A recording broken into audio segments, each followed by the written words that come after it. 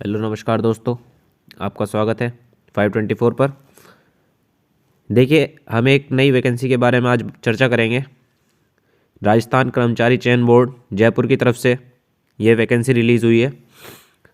तो इससे हमें पता लगता है कि ये जो वैकेंसी है ये राजस्थान पर स्थित रहेगी। और इस वीडियो को आप अंत तक देखिएगा ताकि आप अपने पेपर में 10% उसके करीब तक पहुंच जाएं। जो बातें आपको यहाँ पर बताई जाएंगी उनको ध्यान में रखते हुए इस पेपर को करिएगा। तो आइए शुरू करते हैं। ये 10 मिनट आपके लिए, इस पेपर के लिए बहुत ज़्यादा उपयोगी हो सकती है। आपको पसंद आए तो अपने दोस्तों के साथ भी ज़रूर साझा कीजिएगा। बस ये 10 मिनट आप हमें दीजिए। आइए शुरू करते हैं। देखिए, ये जो वैकेंसी है ये कनिष्ठ अभियंता संयुक्त सीधी भर्ती है 2022, और इसका जो रिलीज़ हुआ है नोटिफिकेशन वो 17 तारीख आज ही के दिन रिलीज़ हो गया है जब ये वीडियो आपके लिए बनाई जा रही है। तो आइए शुरू करते हैं, बिना समय गंवाए, बिना ही समय खराब करे, व्यर्थ करे। आइए, तो देखिए ये जो वैकेंसी है ये इंजीनियर्स के लिए है। जिन्होंने डिप्लोमा कर लिया है उनके लिए ख़ास तौर से ये वैकेंसी है। जूनियर इंजीनियर की वैकेंसी है।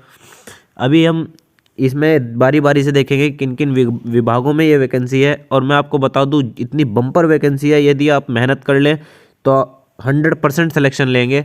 और जैसे कि आपको बताया कि यदि आपने ये वीडियो ही 10 मिनट देख ली तो आप कम से कम 10% पेपर के का पास पहुंच जाएंगे और 90% आपको अपनी तैयारी को देने पड़ेंगे।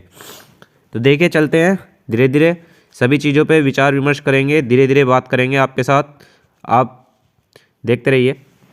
देखिए, मैं आपको इसका स्टेटस दिखा देता हूँ कि कितनी कितनी यहाँ पर इन्होंने सीटें रखी है कौन से विभाग के लिए। देखिए, सार्वजनिक निर्माण विभाग में जो है डिप्लोमा होल्डर जो है सिविल के, उनके लिए रखा गया है डिग्री धारक के लिए 390, और जो डिप्लोमा धारक हैं उनके लिए 61। इसी तरह से अनुसूचित क्षेत्र जो है उसमें 32 और डिप्लोमा वालों के लिए 5, जैसे कि आप यहाँ पर देख पा रहे होंगे। फिर इसी तरह से कुलपति हो जाते हैं दोनों मिलाकर 442, और डिप्लोमा वालों के लिए हो जाते हैं 61 और 5 66। इसी के साथ देखिए, जन स्वास्थ्य अभियंत्रिका विभाग में जो कनिष्ठ सिविल डिग्री धारक हैं, ये सिविल की वैकेंसी है। मैं आपको बता दूँ, ये सिविल की वैकेंसी है। इसमें केवल सिविल वाले ही एलिजिबल हो पाएंगे, कोई और ब्रांच इसमें एलिजिबल नहीं होगी। देखिए, 196 है 8, तो टोटल 204 हो जाती है। इसी तरह से यहाँ पे 96 5 101 हो जाती है टोटल वैकेंसी। इसी तरह से इसमें कनिष्ठ अभियंतु यांत्रिका विद्युत डिग्री के लिए दे रखी है 37, और 37 टोटल हो जाती है। इसी तरह डिप्लोमा होल्डर के लिए 26। यहाँ पर अनुसूचित क्षेत्र के लिए कोई नहीं है। इसी के साथ चलिए देखिए, स्वास्थ्य शासन विभाग में चलते हैं। स्वायत्त शासन विभाग में तो इसमें हो जाती है 143 2, तो टोटल 145 हो जाती हैं। इसी के साथ यहाँ पे जो है 36 हो जाती हैं। इसी के साथ यहाँ पे टोटल 36, फिर 44, फिर 11। तो ये जो टोटल वैकेंसी अब आपको हमने यहाँ पे दिखाई, तो इनका टोटल कुल योग हो जाता है 1040, और 52 हो जाती हैं। तो टोटल 1092 वैकेंसी है। देखिए कितना बड़ा वैकेंसी का इन्होंने नंबर दिया है। इतनी वैकेंसी बहुत कम खुलती हैं बहुत सी बार, तो अब खुली है तो आपको इसमें 100% सिलेक्शन लेना है और मेहनत करनी है।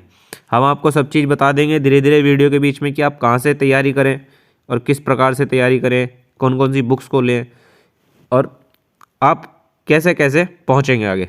तो देखिए, अभी पहले हम आवेदन के बारे में बात कर लेते हैं कि आप ये फॉर्म भरेंगे कैसे। तो इसके लिए कोई ज़्यादा हार्ड एंड फास्ट रूल नहीं है। आप डायरेक्ट इस लिंक पर जाकर www.sso.rajasthan.government इन पर जाकर डायरेक्ट आप अपना रजिस्ट्रेशन करें। वहाँ से आप अप्लाई करें, और अप्लाई करने के बाद आप अपना फॉर्म फिलअप करना शुरू कर दें। इसी के साथ देखिए, चलते रहिए आगे। ये सभी इन्होंने बताया है कि कैसे कैसे आप भर सकते हैं, कैसे क्या क्या रहेगा। फिर हम शुल्क की बात कर लेते हैं। ये देखिए, शुल्क में हम बात करेंगे आपके साथ। जो सामान्य वर्ग है, सामान्य वर्ग के लिए यहाँ पे 450 रुपये दिए गए हैं। उसी के साथ जो राजस्थान के नॉन क्रीमी लेयर श्रेणी में है, जो पिछड़े वर्ग हैं, अति पिछड़ा वर्ग है, कमज़ोर वर्ग है, उनके लिए इन्होंने यहाँ पे 350 रुपये रखे हैं। उसी के बाद समस्त जो विशेष योगजन राजस्थान के अनुसूचित जाति में आते हैं उनके लिए 250 रुपये। और इसी तरह से जो कार्मिक विभाग के परिपत्र हैं, इस तरह जिनके परिवार की वार्षिक आय 2.50 लाख रुपए से कम है, उनके लिए जो इन्होंने शुल्क रखा है वो भी 250 रुपये रखा है। तो ये कुछ पैसों के बारे में बात थी। देखिए जो सामान्य वर्ग है उसमें 450, फिर जो उससे निचली कैटेगरी है ओबीसी हो गई, SC ST, उनके लिए 350, फिर 250 और फिर 250।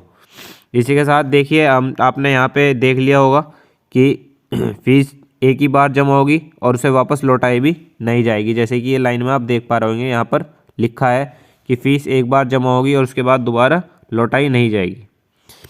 चलिए आइए चलते हैं प्रवेश पत्र की तरफ, यानी कि अब एडमिट कार्ड के बारे में जान लेते हैं। तो एडमिट कार्ड के ऊपर इन्होंने जो रखी है बात, वो ये रखी है कि बोर्ड द्वारा समस्त अभ्यर्थियों को बोर्ड की वेबसाइट के माध्यम से ही ऑनलाइन प्रवेश पत्र जारी किया जाएगा। इसके लिए अभी कोई निर्धारित तारीख नहीं तय की गई है कि इसी दिन आपका एडमिट कार्ड अवेलेबल हो जाएगा। वो कोरोना की, कोविड की सिचुएशन कुछ थोड़ी स्थिति सही नहीं है, जैसे जैसे स्थिति सही रहेगी या सेंटर्स खुलेंगे उस हिसाब से आपका पेपर ले लिया जाएगा। तो उम्मीद करता हूँ आप यहाँ तक तो समझ गए होंगे। आइए चलते हैं, अब थोड़ा सा और गहराई में चीज़ों को जानेंगे। बस आपको अंत तक बने रहना है, और आप चैनल पर नए हैं तो लाइक, शेयर, सब्सक्राइब, कमेंट जरूर कीजिएगा। आपका कोई क्वेश्चन है आप उसे कमेंट के माध्यम से हमारे से पूछ सकते हैं। तो आइए चलते हैं। देखिए अब यहाँ पे इन्होंने क्या करा है, रिक्त पदों का वर्गीकरण, आरक्षण का विवरण। इन्होंने मतलब जो पोस्ट है उनका अब इन्होंने पूरा का पूरा एक मैट्रिक्स फॉर्म में अलग अलग बता दिया है कि मतलब आप कौन सी उसमें हैं, किस किस से कितने कितने। जैसे कि अभी हम एक एग्जांपल के लिए एक ले लेते हैं और मैं इसकी PDF आपके साथ शेयर कर दूंगा, और आप वहाँ से भी इस चीज़ को अपने जिस भी आप फॉर्म भर रहे हैं उसी का आप देख सकते हैं इसके अंदर, इस टैली के अंदर। तो देखिए अनरिजर्व्ड की हम बात करेंगे। हम यहाँ पे एक टैली ले लेते हैं, जैसे कि ये वाली टैली हम ले लेते हैं। तो इसमें अनरिजर्व्ड हो गए, शेड्यूल कास्ट हो गया, शेड्यूल ट्राइब हो गया, OBC हो गया, MBC हो गया, और EWS इकोनॉमिकली वीकर सेक्शन हो गया। ठीक है जी। तो इसमें देखिए सामान्य में इन्होंने 4 कैटेगरियाँ बांट दी हैं। जैसे कि सामान्य में सामान्य हो गए 390 टोटल वैकेंसी है, नंबर ऑफ पोस्ट। सामान्य में 99 हो गई, सामान्य महिलाएं 29 हो गई जो कि इन्होंने रखी हैं। विधवा में 11 हो गए और परित्यागता में 2। इसी तरह फिर SC में, शेड्यूल कास्ट में सामान्य में 45, सामान्य महिला में 13, विधवा में 5, परिपक्वता में 1। फिर इसी तरह से ST में आ गया, जैसे कि 25, 7, 3, इसमें परिपक्वता का कुछ नहीं है। OBC में जैसे कि 60, 17, 7, 1। फिर इस तरह से MBC में 14, 15, 1, इसमें भी परिपक्वता कुछ नहीं है। और EWS में 29, 9, 3। देखिए जो 12 जिले की सरह आदिम जाति 4 पद, पुरुष 3, महिला 1। यदि जो शहरिया आदिम जाति है उसमें 4 पद रखे गए हैं, जिसमें कि पुरुष के 3 रहेंगे और महिला के 1। और जो क्षैतिज आरक्षण विशेष योजन है उसमें 16 पद रखे गए हैं, जिसमें कि HI के 8, LDCP के 8। भूतपूर्व सैनिक के लिए 47 रखे गए हैं, और उत्कृष्ट खिलाड़ी के लिए, यानी कि जो अच्छा खेलते हैं, नेशनल लेवल तक जाते हैं, उनके लिए 7 पद रखे गए हैं।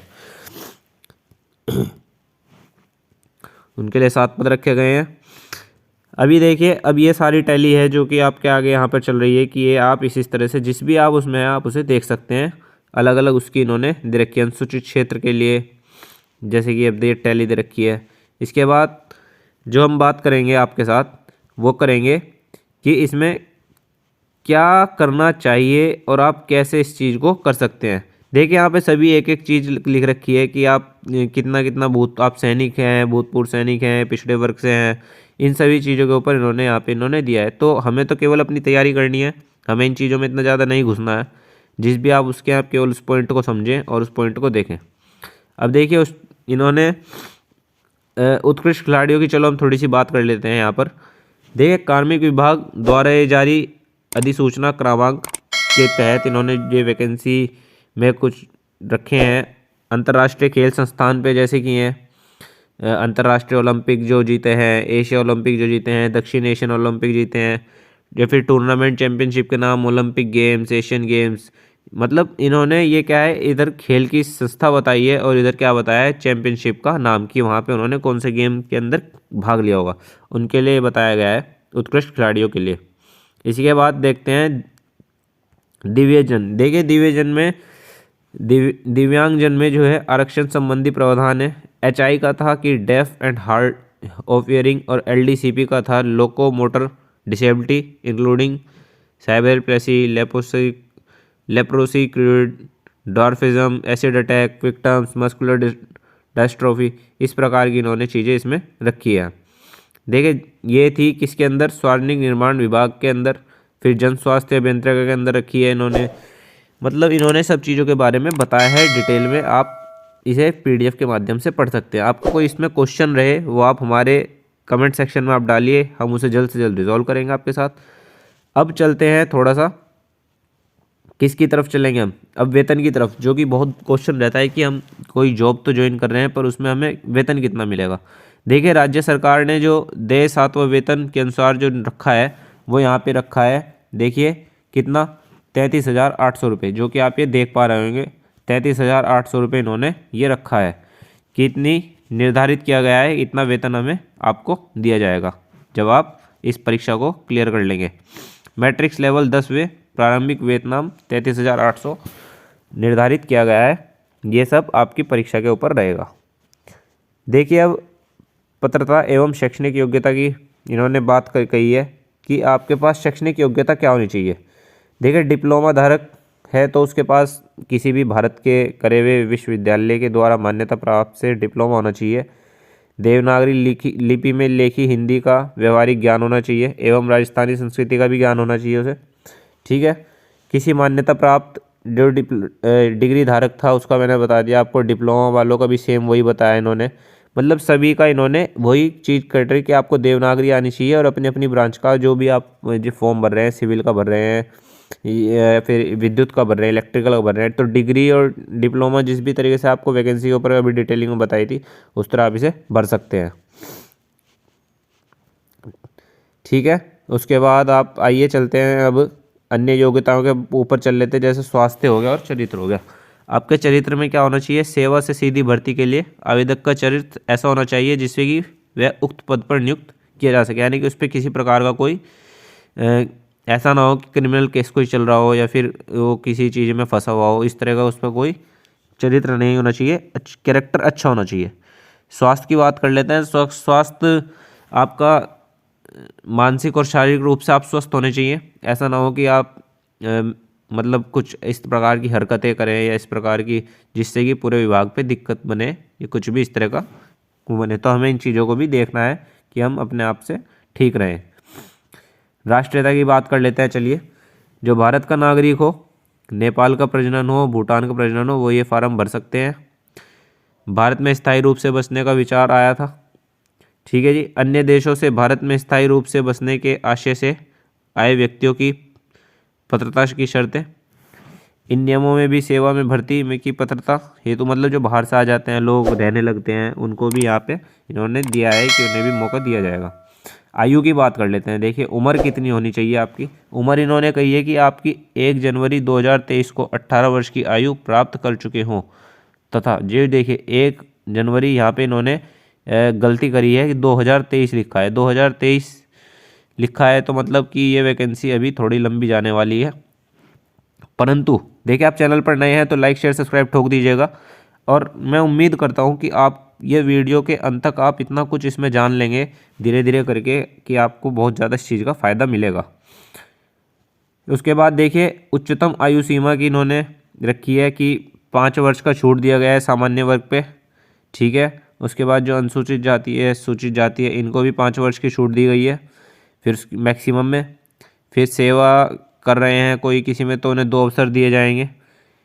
ठीक है, इस प्रकार से इन्होंने रखे हैं। आइए अब चलते हैं थोड़ा और आगे। अब पेंशन की बात कर लें। जो नए भर्ती नियुक्त होने वाले हैं कर्मचारी उनके नियमानुसार पेंशन योजना लागू की जाएगी। देखिए विवाह के बारे में भी इन्होंने दिया है कि शासन के परिपक्व दिनांक के अनुसार इस चरित परिपत्र के में जारी होने वाले दिनांक में राजकीय सेवा में नियुक्त हेतु विवाह पंजीयन कराया जाना अनिवार्य है।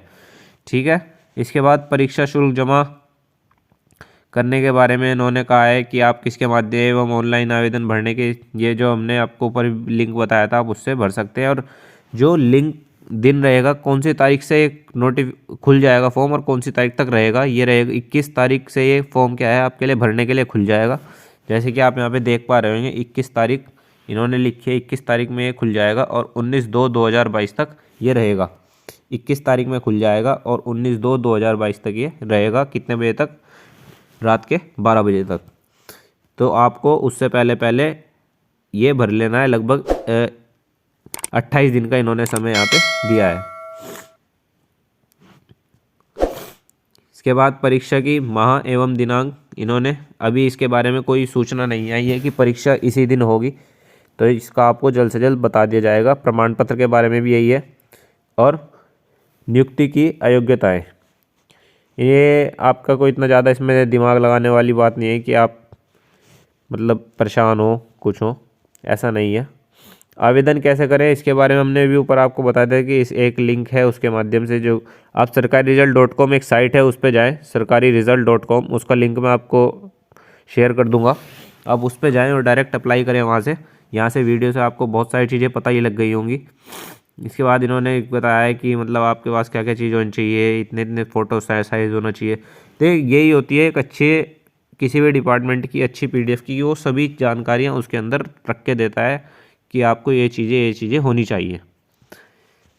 हालांकि जब आप कोई भी फॉर्म भरते हैं तो कॉमन सी बात है, आपके अंदर इतनी मैच्योरिटी आ चुकी होती है कि आप उस फॉर्म को प्रॉपर अपने आप से फिल कर सकें।